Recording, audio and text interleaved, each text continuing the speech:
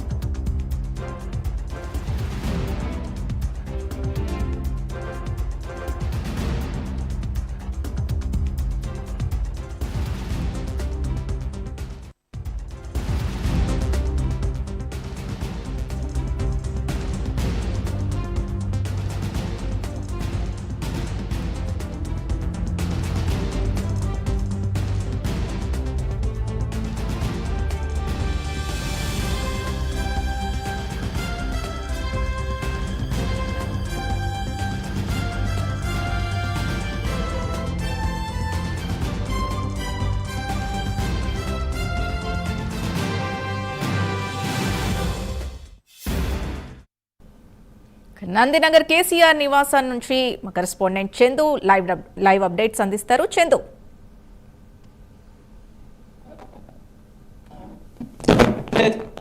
నందినగర్ నివాసం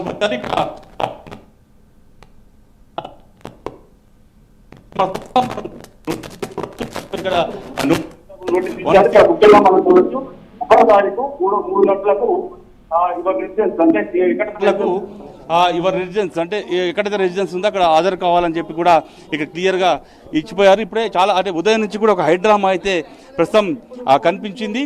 చాలా అంటే ఈరోజు ఉదయం నుంచి కూడా కేసీఆర్కు నోటీసులు ఇస్తారని ఒక చర్చ అయితే కొనసాగినటువంటి సమయంలో కొద్దిసేపటి క్రితమే అధికారులు ఇక్కడికి చేరుకున్నారు. వాళ్ళంతా కూడా నోటీసులు అయితే సర్వ్ చేసిపోయారు. ఇక్కడ ఎవరూ లేకపోవడంతో కేసీఆర్ నివాసానికి నోటీసులు అంటించిన పరిస్థితి ఇక్కడ మనకు కనిపిస్తుంది. స్పష్టంగా మనం చూడొచ్చు. Notice under section 160 CrPC date 28 ఇచ్చారు. క్లియర్గా చూడొచ్చు. కింద మనం మెన్షన్ చేశారు, కింద క్లియర్గా further the examination involve reference to many electronic and which sensitive nature it will be administratively difficult to transport to the same Erravalli village, Markur Mandalam. You are therefore requested to make yourself available at your residence Hyderabad for examination.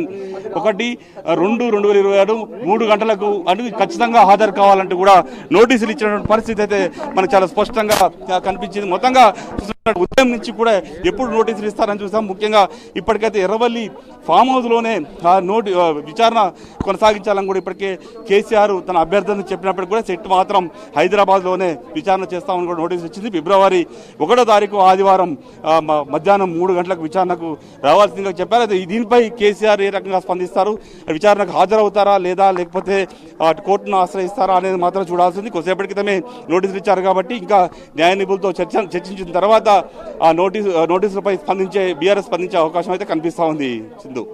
Chandu, నిన్న చూసాము నిన్న ఇచ్చిన నోటీసులకి ఆయన సమయం కావాలని అడిగారు municipal ఎన్నికలున్న నేపథ్యంలో. So మరోసారి నోటీసులు అంటించిన నేపథ్యంలో మరి ఎంతవరకు కేసీఆర్ హాజరయ్యే అవకాశం ఉంది?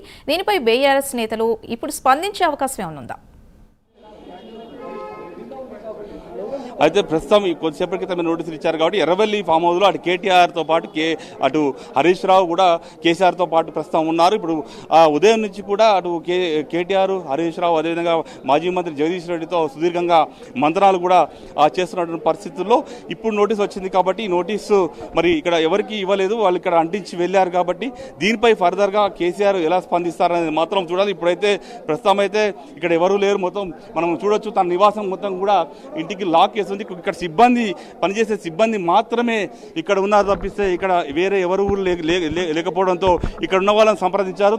తాము నోటీసులు తీసుకోమని కూడా వాళ్ళు చెప్పారు. అయినప్పటికీ కూడా సిట్ అధికారులు మాత్రం ఇక్కడ నోటీసులు అంటించైతే వెళ్ళారు. మరి ప్రస్తుతం ఎర్రవెల్లి నివాసంలోనే హరీష్ రావు, కేటీఆర్ కూడా ఉన్నారు కాబట్టి మరి అక్కడ ఏం చర్చిస్తారు దీనిపై అనేది మాత్రం చూడాల్సి ఉంది. ఒకవేళ ఫిబ్రవరి 1వ తారీఖు మధ్యాహ్నం 3 గంటలకు నందినగర్ నివాసంలో విచారణకు హాజరవుతారా లేకపోతే కోర్టును ఆశ్రయిస్తారా? ఎందుకంటే 65 ఏళ్ళు నిండినటువంటి వయస్సున్న వాళ్ళకని కూడా తన నివాసంలోనే విచారించాలని నిబంధన ఉంది కాబట్టి ఆ నిబంధన ప్రకారం మరి వాళ్ళు కోర్టుకు వెళ్తారా లేకపోతే నందినగర్ నివాసానికి వచ్చి ఆయన విచారణకు హాజరవుతారా అనేది మాత్రం చూడాలి. అయితే బీఆర్ఎస్ వర్గాలు మాత్రం కేసీఆర్ నివాసం ప్రస్తుతం ఎర్రవెల్లిలోనే ఉంది కాబట్టి ఆయన మొన్న ఏదైతే వివరణ సిట్ అధికారులకు ఇచ్చారో అందులో స్పష్టంగా పేర్కొన్నారు. ముఖ్యంగా తన నివాసం మర్కూరులోని ఎర్రవెల్లిలో ఉంది కాబట్టి అక్కడికే వచ్చి మాకు విచారణ జరిపించాలి అని చెప్పి కూడా చెప్పిన నేపథ్యంలో అయితే బీఆర్ఎస్ వర్గాలు మాత్రం కోర్టును ఆశ్రయిస్తాయని చెప్తా ఉన్నారు. ఎందుకంటే కోర్టు ద్వారా వెసులుబాటు పొందుతామని కూడా చెప్తా ఉన్నారు. కాబట్టి మరి కేసీఆర్ ఏ నిర్ణయం తీసుకుంటారు అనేది మాత్రం ఆసక్తికరంగా మారింది. మొత్తంగా ఉదయం నుంచి కూడా ఒక హైడ్రామా అయితే ఇక్కడ నందినగర్ నివాసం వద్ద అయితే కనిపించింది.